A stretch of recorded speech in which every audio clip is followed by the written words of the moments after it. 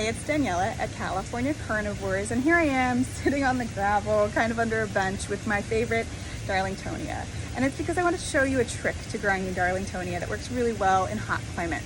So while we do have our nursery in California and Darlingtonia are a native California plant, California has a pretty wide range of climates. And where Darlingtonia grow in extreme Northern California and Southern Oregon, it is much cooler, and they have a totally different kind of situation with where the Darlingtonia grow, because the Darlingtonia grow in the cold, icy mountain runoff. And so their roots stay very, very cold even if the plants are in full sun.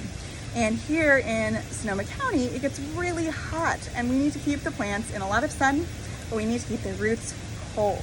And so we have a trick that we picked up, and it is really, really helpful. So let's take a look. So Owen O'Neill, a really great grower in Australia, actually told us this trick. He grows his Darlingtonia in old styrofoam coolers. So we decided to try it, and it is so great. These ones are actually planted in, but I actually have Darlingtonia at home that are thriving, and I actually just set the pots in the old styrofoam cooler, and then I fill it with water, and the water stays much cooler. And if I know it's gonna be a 100-degree day, I actually fill it with cold refrigerated water. The other trick I've learned is that I can kind of position the cooler so that half of the cooler is in the shade, but the plant is in the sun, and that really helps the water to stay very, very cool. So this is the trick. This is the trick that I've mentioned before in some videos or online when you've talked to me. And I just wanted to show off how happy these Darlingtonia are.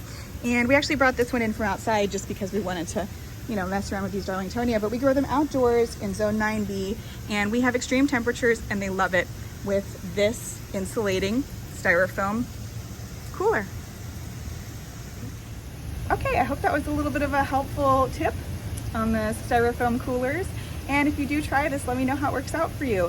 A lot of people have good luck with recirculating pumps on the water. That also helps keep them cool, or pouring ice water in the pots. But this is a really great one for me personally, because I'm always on the go. I've got my kids and my dogs and the nursery, and it's really hard sometimes to, get all those perfect little details of growing my plants at home correct. And the cooler kind of gives me a little insurance on that. All right, happy growing.